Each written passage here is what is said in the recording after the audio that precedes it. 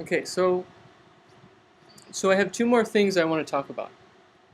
The first thing is version control, and this is sort of a you know cursory introduction to version control and what it is, how it works. So if you do any work with a large code base, you've probably already dealt with version control. Um, if you've downloaded an open source project, you've probably seen that you can use version control to use these version control systems to get the most up-to-date version of that software. So what version control does is, I'd like to draw for you what it does. So what it does is it has some master copy. And then you've got a bunch of users, Joe Schmo, either trying to use the software or trying to develop the software or whatever they're trying to do with it. And they've all got their own computers. I know these are really large computers. So what they do is they download a local copy of this master code. So this master code might be one file, it might be 20 files, it might be 1,000 files. It doesn't really matter. So they download a copy of this master version, and then they have a local copy on their machine that they can edit, modify, do whatever they want to.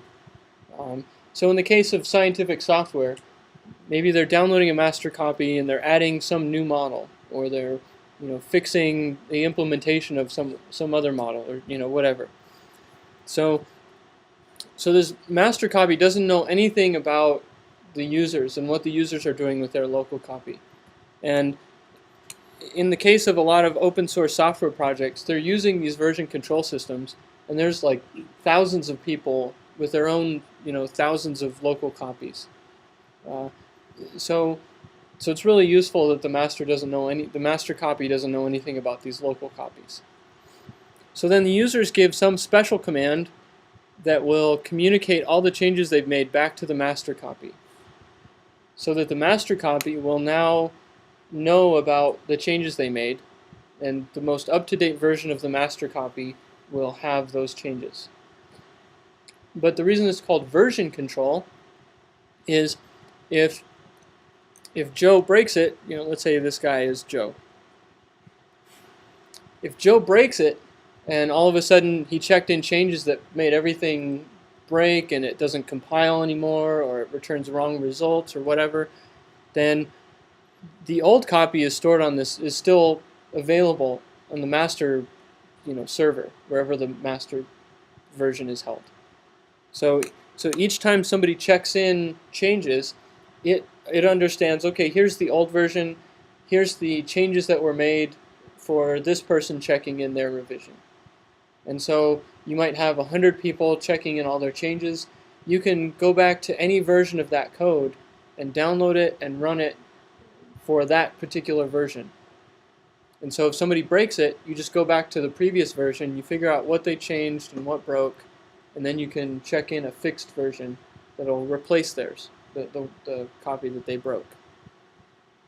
Okay? And then the other feature is, let's say Joe checks in his changes, everything's copacetic. This person, what should their name be? Darth. Yeah, Darth Charles. Okay, so Charles doesn't have an updated copy of the master code. The only way he can do that is if he updates his local version, so that the changes from Joe's changes will sort of be reflected in his local copy. Does that make sense to everyone? Anybody have questions about this model so far? How often should we do a PSDN application? Okay, so the question is, how often do you want to update your local copy and communicate changes from the master to your local copy? The answer is it entirely depends on the project. It depends on how frequently people are updating the code. how large people's changes usually are. If people are making drastic changes every week, then you should probably update it every day. If people are making, 5-line changes every month, then no big deal if you don't update it every day. So it really depends on the project and the people working on that project. So.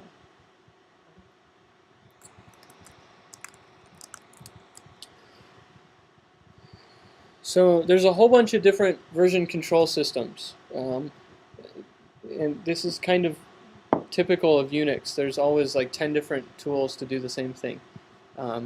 Because somebody was using one tool and they said, oh, it doesn't do what I want, so I'm just going to go make a new one.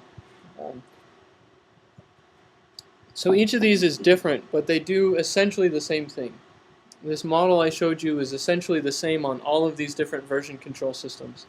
The only difference is in the details. So, SVN and CVS and Git, they're all, Mercurial, Bazaar. These are all, whenever you switch to one, there's always a, guide to Mercurial for Git users or guide to CVS for SVN users. Because essentially it's just a matter of translating the commands you know for whatever version control system you use into the new version. Because they're all pretty much the same. So I'm going to talk about SVN, and I'll let you sort of extrapolate to whatever version control system you use. It's all pretty much applicable. So I'll just give a couple of the most important commands in SVN. There's SVN checkout. So this is this initial process of Joe downloading his version of the master copy into a local version. So he runs the SVN checkout command, and that takes a copy of whatever's on the master server and it puts it on his hard drive so that he can edit it, he can do things with it. And so you only run SVN checkout once. You run it once, you've got your local copy, and from that point on, you've already checked it out. You don't need to recheck it out. You don't need to do anything new with it because you've got your local copy. When you want to communicate changes from changes that were made on the server to your local copy, you use this SVN update command. That says take all the changes that were made and all the revisions since I last checked out and apply them to my local code. And for the most part, this won't break things. If you've edited a line that somebody else edited as well, then you'll run into conflicts. But for the most part, what SVN will try to do is create as little conflict as possible and just update the parts of code that you haven't touched. So if somebody changes line 15 of a file and you've changed line 20 of the file, there won't be a conflict. SVN will just change line 15. Okay? The only time there's going to be conflict is if you've actually touched the line that the other person also touched. It's not file-based, it's line-based. Another command, this command for Joe to communicate his changes, from his local copy to the master copy, that's this SVN commit command. So the SVN commit basically says I want to commit changes and create a new revision using the changes I've made in my local copy. And so the SVN program on your local machine communicates with the SVN server and says, okay, here's what's changed. Then the SVN server creates a new revision. And then when Charles goes to check out or update, he gets the newest revision. Okay. And the last one is SVN status. Now, granted, these aren't the only 4 SVN commands, but these are the most common, the ones you'll use most often. So before Joe checks in his changes, maybe he doesn't remember all the files he touched. So he wants to know, okay, what files have I edited? What changes have I made? So he can run, before he runs his SVN commit command, he can run SVN status. So I'm going to give you an example.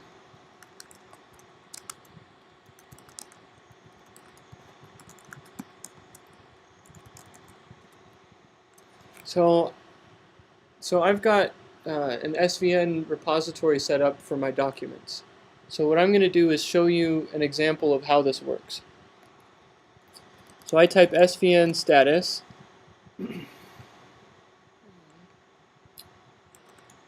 Okay, let me remove some things first.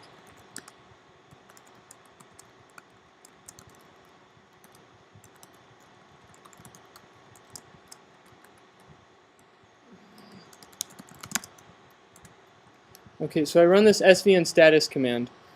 I made a new folder called project example. This will be the example I'm going to use. So I see this question mark. That question mark means it's not part of the SVN repository. So if I type svn info, I see, okay, this is an SVN repository with this URL, this revision, you know, here's the last person who changed it, the last date that it was changed. So I see, okay, I'm in an SVN repository, or I'm in a local copy of a, you know, an SVN project. So I type SVN status, and I see there's some files that the SVN repository doesn't know about. So I made a new directory called project example, and let's say I want to add this now to my SVN project. I do SVN add project example. Now it tells me, okay, I added this directory called project example. So now when I type SVN status, instead of saying that it doesn't know what project example is, it says it's going to add it next time I make a commit. So now I type SVN commit, and I'm just going to tell it to commit all the changes I've made in this directory. And it asks me to make a log or give it some kind of message about what I'm doing. So I am creating a new directory called project example. And then I save that file, and that's gonna create a log message. So when somebody wants to know, okay, so it tells me it created this new revision 558. So now when somebody goes back and they say, I want to know what Charles did on revision 558, they can type svn log -r 558, and this will give them the log message. And they can say, okay, on that commit, Charles just created a new directory called project example. Fair enough. So if something broke or if something stopped working, you could look at the revision where it broke, you can look at the log message, and it tells you who made that revision, the date they made it, and how many lines they changed. Okay. Okay, so let's just make a new file. This file has some text. So I've just created an empty file, or a dummy file called new file, and I'll do an svn add new file. And then I do svn commit, and I say now I'm going to add a new file.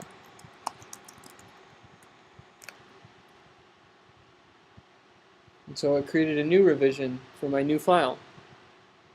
So the old revision was 558, the new revision is 559, so these are just incremental changes in my revision. Now if I want to modify a new file,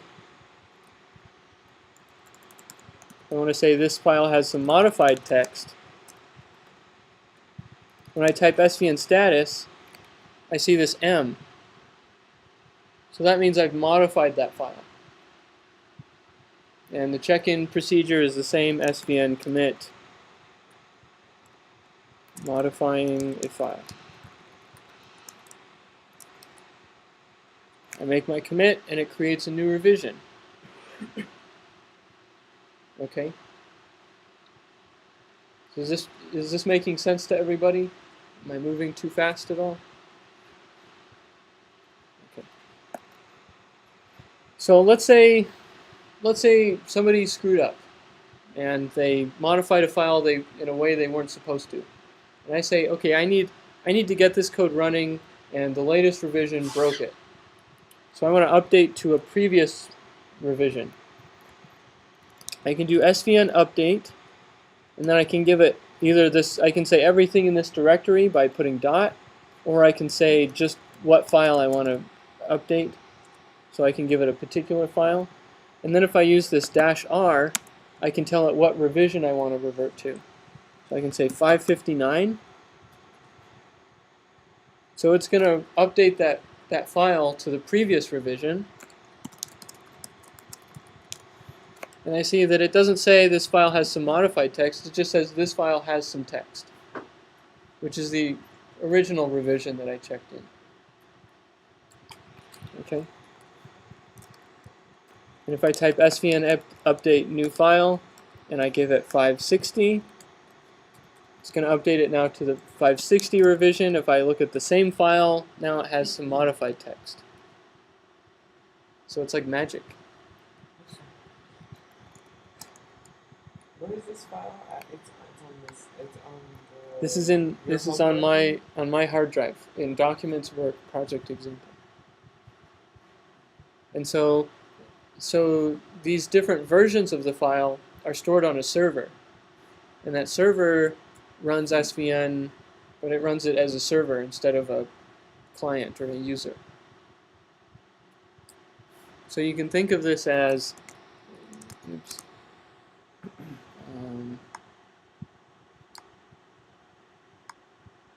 Basically there's some server somewhere, and it communicates with, so this is your server,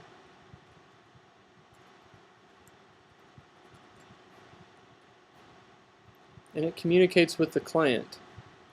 So the server understands how to communicate information between the, so the server and the client understand each other because they're both running SVN. So this, oops. So this connection is SVN. So they're both running SVN. And so the server is running an SVN server, so it understands how to grab information that people are committing and create a new revision with it. It understands how to give somebody a version that when they want to check it out, this sort of thing. Okay. And then if I want to delete it, so let's say I just do remove new file. Okay, so this is just how I delete a file. So now I want to commit it, but it doesn't do anything. It doesn't commit my file delete. So I type svn status because I want to know what's going on, and it gives me an exclamation point. So what that means, what the exclamation point means is this file is supposed to be here, but it's not. And if I type svn update, it's just going to put it right back. It's going to say, okay, I restored it. So if we want to delete something in an SVN repository, we can't just delete it on our local version. We have to say svn delete. And then it marks that for deletion. So I say svn commit, deleting a new file. Are you the only one that's builder? That can what? You're the only one that can delete that file? No. Anybody as part of the project can delete a file. So if somebody deletes a file and then you commit changes to that file, then there's going to be a conflict. So you'll have to work out the conflict somehow. So.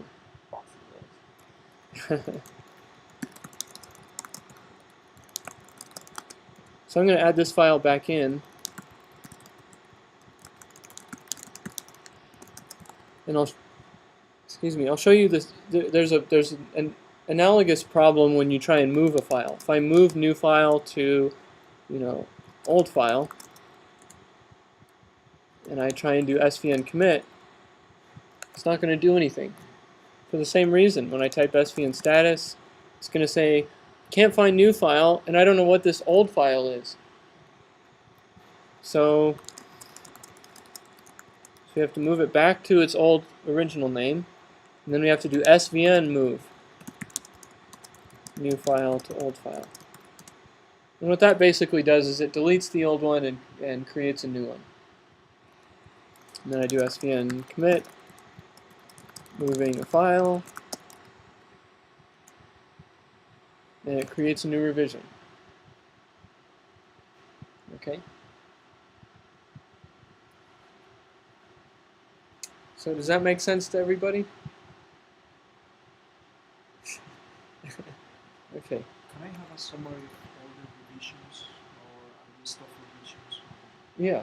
So if you do, so I gave you this svn log command, and I showed you how to use this -r argument to give you a log message for a specific revision, but you can also just say svn log, and that'll give you the log for this directory. So if I go up to my work directory, I've made a lot of changes in this directory, and if I do svn log, I'm going to get a lot of different lines. So these are all the different revisions I've made to that particular directory. And this goes all the way back to, September of 09. So it gives me the entire log history.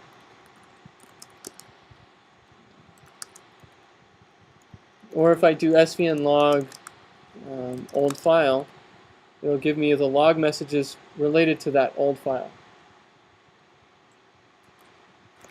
Okay. So you can target your log command to give you logs for a specific revision or a specific file or a specific directory. You can also give dates and times. So you could say I want all the logs for all the commits made in the last 2 weeks. So.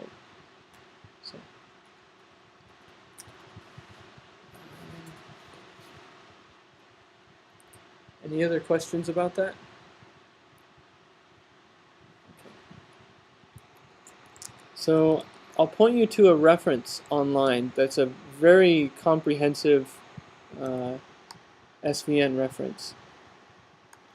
If you just type SVN book, it's the very first link.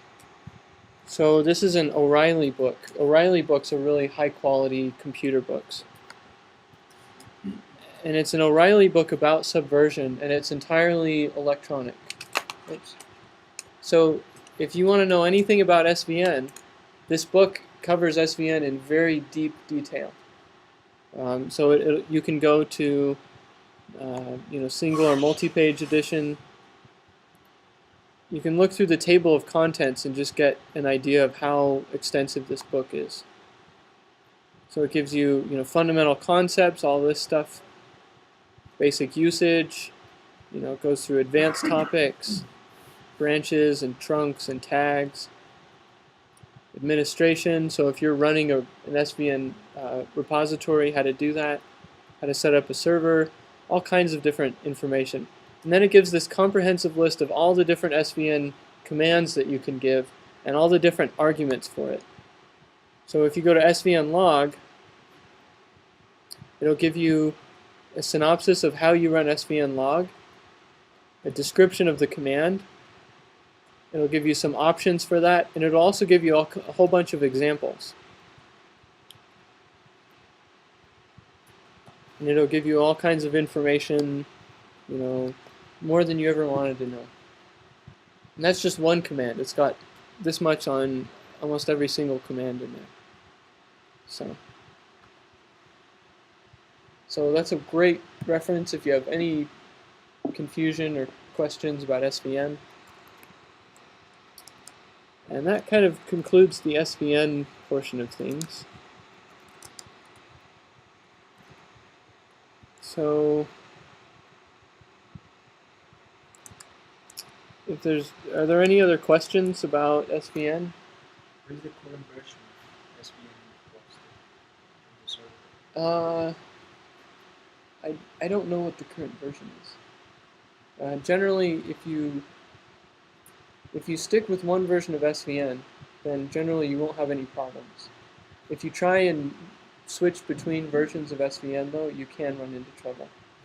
So, all right. So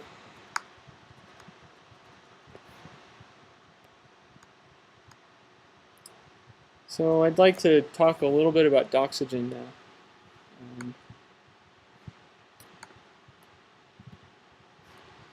So I talked about this, these aspects of writing a scientific computing code and sort of the questions you would ask and the tools that answer that. And one of the questions was, how do I document my code? Um, and this is a very common problem with lots of different solutions, and some solutions work a lot better than others.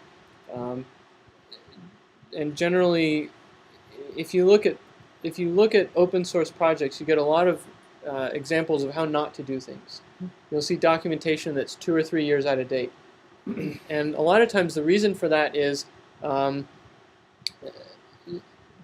so documentation techniques can be sometimes really easy to use or sometimes very cumbersome to use.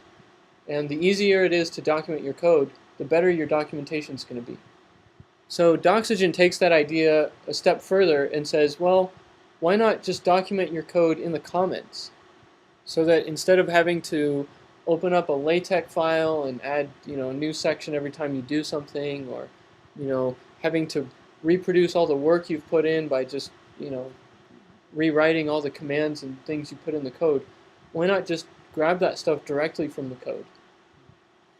So what Doxygen does is it automatically generates documentation from your code, and it puts special comment blocks into your documentation. So yeah, so basically what I just said, it's a documentation generating tool for Fortran and C++. It's written inside the code, which makes it really easy to update your documentation. And it's really easy to output in different formats. If you want to output into HTML format, you can do that, and it'll give you a nice web page with frames and buttons. If you want to output to LaTeX, you can do that. If you want to output to a man page, so if you type man, name of your program here, it'll give you documentation in the form of a man page. XML, Word document, something a Word document or Microsoft Word can read. And all this is just like turning on and off switches. Doxygen takes care of the back end. Yeah, so just a word on why this is important. We're in an academic setting. We're not going to be here forever, and somebody's going to have to take over the work we've done. Somebody's going to have to come back and look at what we've done and go, what the heck is this guy doing? So documentation is very important for those situations, because a lot of times if you just have a simple explanation of what a code is doing, it can save you hours of confusion and wondering why somebody did something a certain way. And it makes your work more useful in the long term. Okay, so just some examples of how to use Doxygen. You're basically just putting in the exact same thing you would be normally in the form of comment blocks, except you add an extra asterisk or an exclamation point or an extra slash. So it's really easy to do this. So if you put in these special comment blocks, Doxygen will recognize those special comment blocks and put those comments into the Doxygen documentation that it generates. And you can use any of these. You can mix and match. You can have different people liking different styles, and it's okay. It's okay. You can use any of these styles together in the same source code file, and Doxygen doesn't care. So one of the really nice things is you can give information in a special format, and Doxygen can automatically pick out information in that special format and put it in special places. So for example, if you want to document a class, you can give a brief description of the class using one single sentence, and then you can skip a line and give a more detailed description of that class. And then when you look at the Doxygen page for that class, it's going to give you the brief description and the detailed description in a nice block that says this is the brief description, and another block that says this is the detailed description. And like I said, you can use different comment formats, so this one works too. So these are a little bit different, but they work the same way. That works too. These different commenting styles all work the same.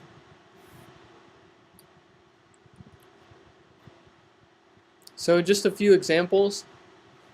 And this kind of shows you some other features of Doxygen.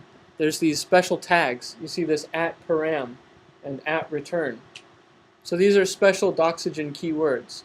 So this @param tells Doxygen there's a parameter named parameter1, and it describes what that parameter is. Same thing with the return. In this case, it's a void method, so it's not returning anything. But if we had an int method or a double method, and we wanted to describe what that function returned, we can use this @return.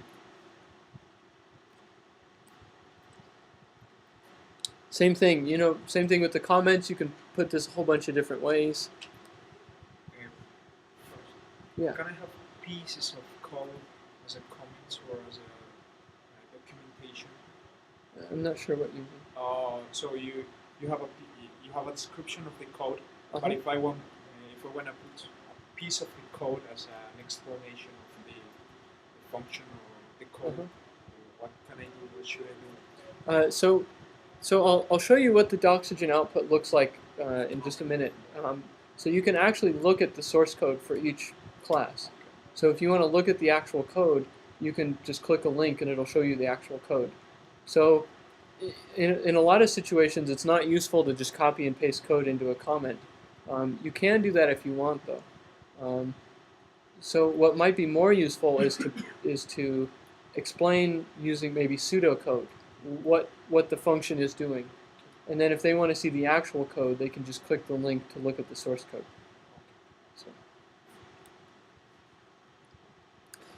And so you can also explain your parameters using this notation, using these 3 slashes and the arrow. So, there's all kinds of different ways to do this.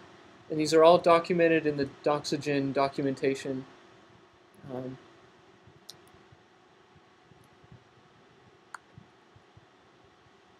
So there's all kinds of different ways to do things, which means if you have a particular style you like, you can use that. Another really cool feature, one of the things that makes this really effective is you can create entire HTML pages. So if you want to make a one-page description, like an overview of what your code does, you can use an @main page tag. You say the title of your main page. Maybe you want to say who the author is, what the date is. You can create sections. You can create paragraphs. It's just like, it's very much like LaTeX in that sense. Some of the commands are even verbatim the same between Doxygen and LaTeX. So you can create main pages. You can add your text, your description, whatever. Then you can link between pages. And this is all stuff that goes in some source code file, or maybe some text file somewhere. Okay, so then you can make a sub-page on turbulence, and you add a bunch of different sections, and you tell it what sections you want. Maybe I want a section named turbulence modeling, maybe one named large eddy simulation, all this sort of stuff. Okay, so you might be saying, wait a minute, this is way too much information. There's all this stuff being thrown at me. Well, Doxygen.org has really good documentation. So where does the post get created? Yeah, I'll get to that in just a minute. I want to show you what the output looks like. So before I do, if you just type Doxygen into Google, it's the first one. And there's a link over here for manual. And that'll give you the manual, getting started, how to document your code. It'll give you all the different tags. There's, if you look at the, where is this? Special commands page, these are all the different special commands that are available in Doxygen. So if you want to do something with Doxygen, there's probably a special command that already does it, because there's a lot of special commands. Oops.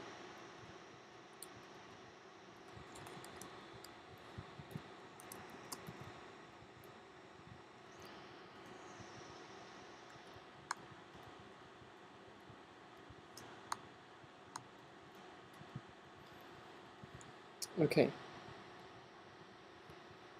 And just a comment for people who are using Arches and the Uinta framework, there is Doxygen available for the Uinta framework. So you can start using Doxygen in the Uinta framework, and somebody will see it. So just a word on tools. There's like a bazillion different tools out there, especially when it comes to Unix. But even if you had all these tools, if you didn't know how to use them, then it's just a bunch of paperweights. So the trick is not necessarily knowing how to use every single one of these tools. The trick is to pick the tools that work for your purposes and learn how to use those. And you'll become more efficient with those tools. And as your needs grow, you can learn more tools. Okay, so now for some Doxygen output.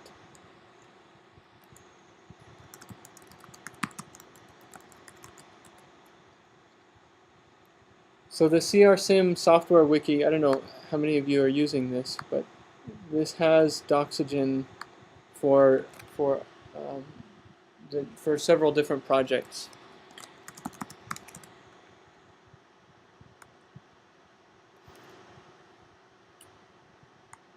Where'd it go?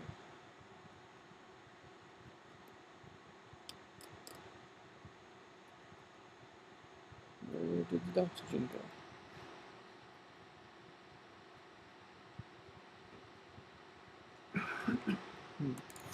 Okay, let me use the Uinta wiki as an example instead. Okay, so the Uinta wiki, which is for the UCF, has a Doxygen page. And you can see there's a couple of different tabs that are created here. So there's the main page. So this is that whatever's created using that @main page tag that I showed you, the special Doxygen tag. There's also a list of namespaces. So if you're using a bunch of different namespaces, then you can look at a list of those namespaces and things that belong to that namespace. There's a list of all the classes. So in the case of Uinta, there's just a whole bunch of different classes. So let me look at one that has Doxygen documentation. So this is an example of a class that uses Doxygen documentation. So here's my brief description. This is a transport equation class for a DQMOM scalar. Here's my detailed description, which is the same as my brief description. And then here's the person who wrote the class, and then the date that they wrote it. Okay? And if I go to... Why isn't this? Okay. So this is supposed to be on the same page, but this Doxygen is messed up. So Doxygen will also give you a list of all the members of that class. It'll say, here's the different functions you can call, the different arguments. If I want to learn more about one, I just click on it, and it gives me, okay, here's the source code for it. Here's the arguments it takes, the brief description of it, what it implements, where it's defined in my source code file, the different references it makes to other classes and other members.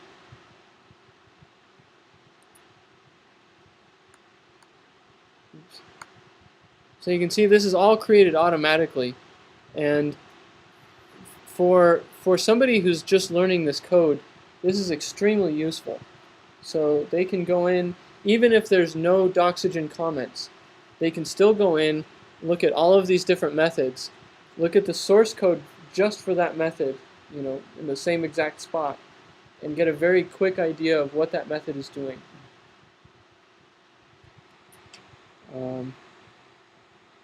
and this is all generated automatically. Gives a list of all the different member, private members and public members. So here's some private member called D field labels. So I see this is protected, and it's defined at this line. So I click on that line, and it's going to take me straight to that line in the source code. So this is the source code for equation base. And I see this is the private label, the private member I was looking at.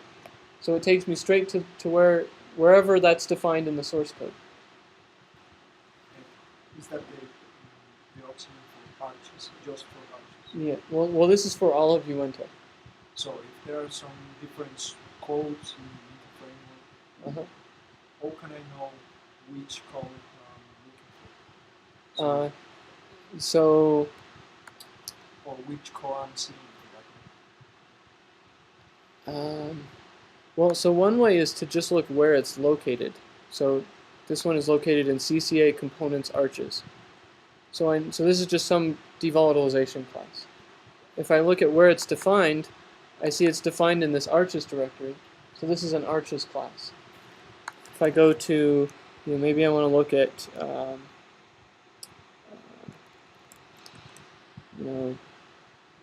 Johnson Cook plastic model. I don't know what component that is for. So I scroll down to the very bottom, and I see this is an NPM object. So this lives in the NPM directory. So this is an NPM object.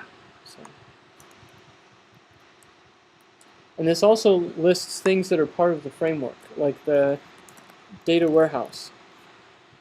So here's where the data warehouse is defined. And you can see this is a derived class of data warehouse, and data warehouse is a derived class of ref counting. So this gives me all the different functions I can use in a data warehouse. These are the functions we saw last time, this get and put, get modifiable, allocate input, all these different methods. So it's not just components that are, documented here, it's everything. So Doxygen looks in the entire code recursively, and it finds C++ classes, and it creates this documentation automatically for that. Does that make sense? How did you get in here from the wiki again?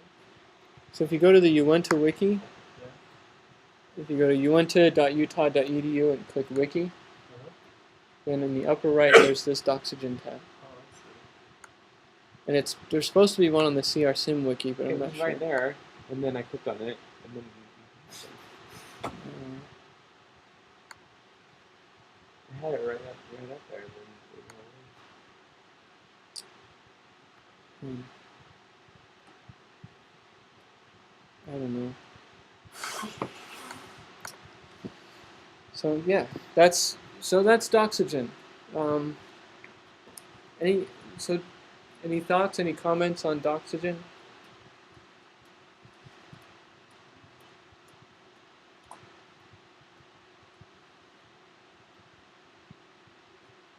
Okay.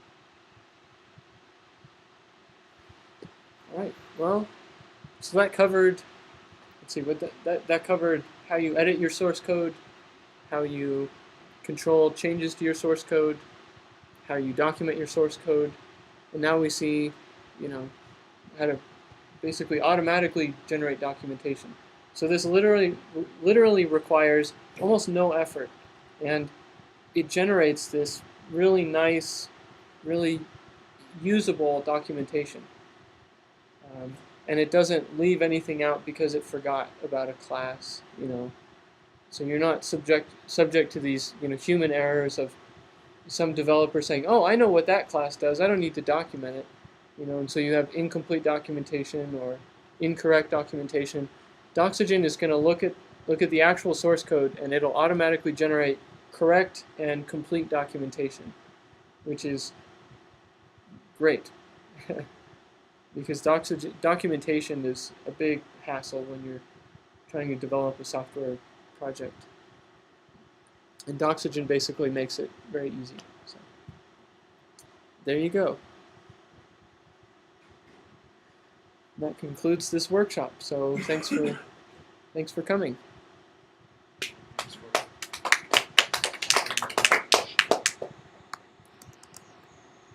And I'm gonna fix this problem.